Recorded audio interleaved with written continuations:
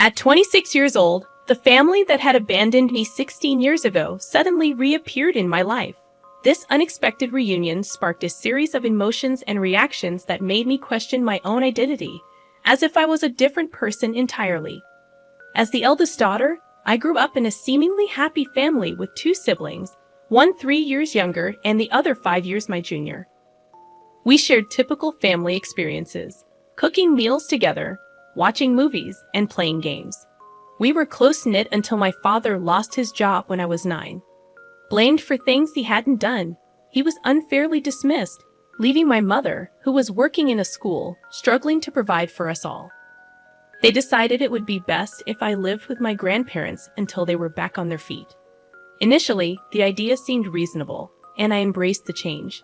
That summer, I stayed at my grandparents' farm, caring for animals and enjoying the countryside. Little did I know, this temporary separation would turn into a lifelong ordeal. When school was set to resume, my parents assured me they were working on arranging a new home. I stayed a few extra days with my grandparents, waiting for their call. However, the promised days turned into weeks, and weeks into months. Every attempt to contact my parents was met with unanswered calls and empty promises. I grew frustrated and desperate for answers. I asked my grandparents if they knew anything, but they were as clueless as I was. Seeking help, I filed a missing persons report, but my grandparents dismissed it as mere drama, grounding me for my efforts. Feeling abandoned and betrayed, I pleaded with my grandparents to provide me with an education. They enrolled me in a local public school, but adjusting to the new environment took time. Despite the challenges, I focused on my studies, determined to escape my grandparents' farm and find my parents. The lack of concern from those around me intensified my resolve. Everything changed when I overheard a conversation between my grandmother and my mother on the phone. The hushed tones in the kitchen revealed the truth. My mother was alive. My hope was rekindled. But the mystery of my parents' disappearance only deepened, leaving me with more questions than ever before. We were discussing my progress in school and various aspects of my life, and hearing her voice stirred up a whirlwind of emotions within me. I couldn't contain my feelings, and before I could stop myself, I called out to her. The moment my voice reached the other end, silence fell. Frantically, I screamed and cried into the phone, hoping that if I shook it hard enough, her voice would echo through the receiver. Grandma emerged from the kitchen, her face a mix of concern and frustration, instructing me to go to my room. I unleashed my anger on her, demanding to know why she had hidden my mother from me and why she refused to divulge any information. Despite my pleas, Grandma remained steadfast in her silence, leaving me to accept the painful reality that my parents had essentially abandoned me. Shortly after that heartbreaking phone call, my grandparents sent me to live with a distant aunt, a 5-hour drive away from their farm. I often wondered why my parents had chosen to send me away, but I never received a satisfactory answer. My aunt, my mother's cousin, turned out to be a compassionate and understanding soul. She embraced me with open arms, and when I questioned her about my parents, she admitted she didn't have any answers. Her sincerity was palpable, and I chose to believe her. From the moment I moved in with my aunt at the age of 13, she became my rock. Whenever I struggled with my emotions, she was there to guide me, offering solace and understanding. She even encouraged me to seek therapy, a decision that initially left me hesitant but eventually proved immensely beneficial. My aunt validated my feelings, something my grandparents had never done, and provided the support I desperately needed. By the time I finished high school, my aunt had become the most significant person in my life, filling the void left by my absent parents.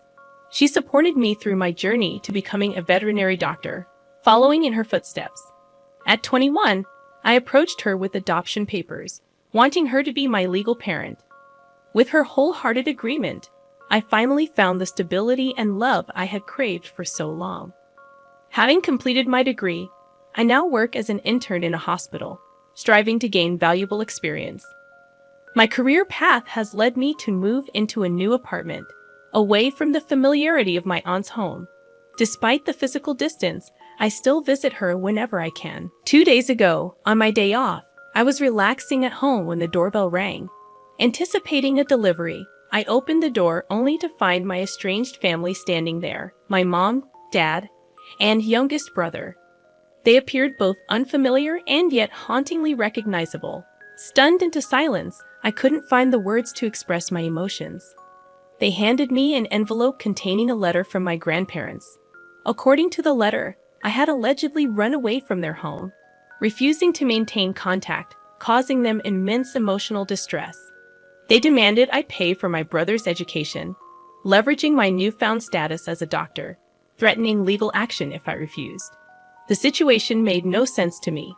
How could I be blamed for running away when I had been sent away by my grandparents? Why should I be financially responsible for my brother's education when I had no say in the matter? The demands felt unjust, leaving me bewildered and conflicted about how to respond. Why should I care about people who abandoned me for 16 years? With a head full of unanswered questions, I staunchly refused to help them, insisting they leave my premises. When they persisted, I called the cops. They claimed to be my parents, but I stood my ground, stating that legally, I was my aunt's daughter and provided her name. The authorities contacted her, and she confirmed my status, resulting in my family receiving a warning about trespassing and harassment. Since then, I've been bombarded with hurtful messages on social media from accounts owned by my family, labeling me as heartless. I confided in my aunt about everything, and although she understood my actions, she questioned whether I did the right thing. In the midst of this turmoil, my parents showed up at my workplace, causing a scene. Hospital security intervened, calling the police and escorting them off the premises. I couldn't fathom why my family, absent for so long, suddenly wanted to be a part of my life. The emotional toll weighed heavily on me. My therapist suggested talking to them, but I resisted. Eventually, I agreed to meet them in the presence of my aunt. Their explanation was disheartening. They sent me to my grandparents due to financial struggles, thinking it would be easier with one less mouth to feed. When circumstances improved, they couldn't afford to bring me back. Now, with their savings depleted, they wanted me to support them and pay for my brother's needs. They admitted fabricating the threat of legal action, hoping to guilt me into compliance. Each word shattered my heart, but I stood firm. I reminded them of my legal detachment and threatened legal action if they ever bothered me again at home or work. Despite their pleas for forgiveness, I walked away, my heart hardened against them. My therapist suggested I might be struggling to empathize, but the truth was, I felt nothing for them. If I could, I'd erase them from my memory without a second thought. Since my last update, my family has ceased reaching out to me. On the other hand, I have completed my internship, and I am considering another residency program before I sit for the NAVLE. I hold on to hope that my future will be alright. Sometimes I won't deny it. I wish I had a better relationship with my parents. Nevertheless, I am content with having my aunt as my sole parent. She proves to be a far superior mother than the other one I know. They abandoned you, lied to you, and left you with your grandparents. You owe them nothing. You are only giving them what they gave you. They'd abandoned you. I don't understand why they thought you wouldn't do the same. My sister-in-law, a 26-year-old woman, and I, a 29-year-old woman, have always had a complicated relationship. I thought she had matured enough to leave me alone, but apparently she couldn't resist causing drama. Our issues started when I began dating my husband. We met while he was helping her move. We struck up a conversation at a local bar and have been together ever since.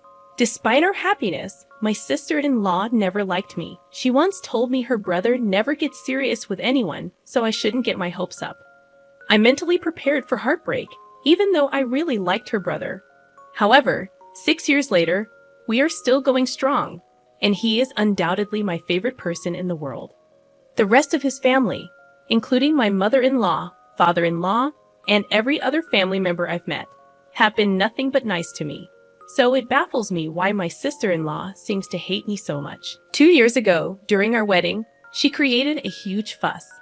I didn't want her as my bridesmaid due to her consistent cold and condescending behavior towards me. However, she threw a tantrum and tried to emotionally manipulate my husband against me. To avoid more drama, I made her a bridesmaid. Yet she showed up in a white floral dress, angering everyone. My in-laws forced her to change, threatening to exclude her from family events if she didn't comply. She apologized afterward, and I thought she had moved past her immature behavior. Clearly, I was wrong. Things took a turn when I found out I was pregnant with my first child. I was thrilled and couldn't wait to share the news. While everyone else was excited, my sister-in-law's behavior was different. She didn't seem happy for us and consistently managed to make the moment about herself. During a family event, we announced our pregnancy, and she quickly diverted the conversation to her own experiences as a single mother, emphasizing how difficult it was for her to go through pregnancy alone and suggesting that I was lucky.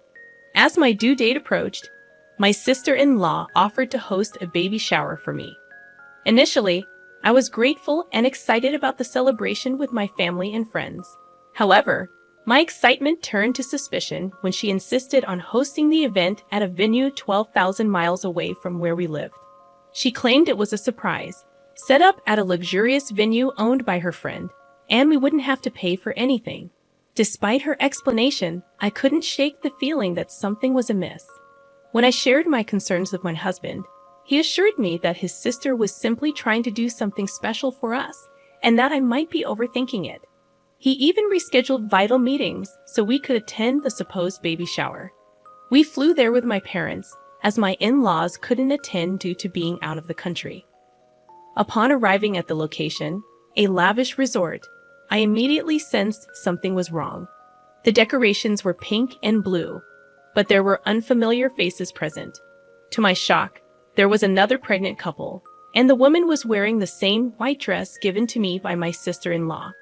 It became apparent that my sister-in-law had tricked us into attending her friend's baby shower, making me feel humiliated and overshadowed. Feeling utterly embarrassed and upset, I left the party in tears once I understood the situation. My husband confronted his sister, leading to her making excuses and attempting to deflect blame. He informed his parents, who were equally shocked and angry. In response to her behavior, they decided to cut her off financially. They had been supporting her financially for years, but after her actions, they withdrew their financial aid and decided she should fend for herself. They even warned her not to show up until she learned to act responsibly. Although my sister-in-law blames me for her misfortune, I maintain that I didn't ask my in-laws to take any action. This was entirely her own doing. While she tries to manipulate me, portraying herself as a single mom, I can't help but believe she deserves the consequences of her actions. Despite her attempts to guilt-trip me, I stand firm in my belief that she brought this upon herself. My sister-in-law is by no means destitute. She won't be left penniless with her son due to this situation. She just needs to adjust her lifestyle and figure out how to manage her boutique independently.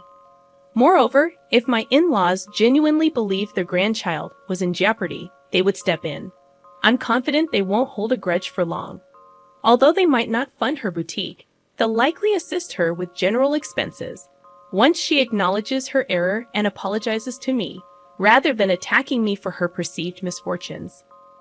My husband firmly stands by my side, assuring me that I never have to forgive my sister-in-law or engage with her again. He apologized for not intervening earlier and taking stronger measures to keep her away from me. My kind mother-in-law is planning a genuine baby shower for me, promising a delightful celebration where I can focus on the joy of our upcoming child, forgetting about my sister-in-law's antics. However, my sister-in-law crashed my baby shower despite being uninvited. On the day of the event, everything seemed perfect. My mother-in-law had beautifully decorated her backyard, and delicious food and drinks were served. We were happily chatting with our friends and family, opening gifts people had generously brought for us.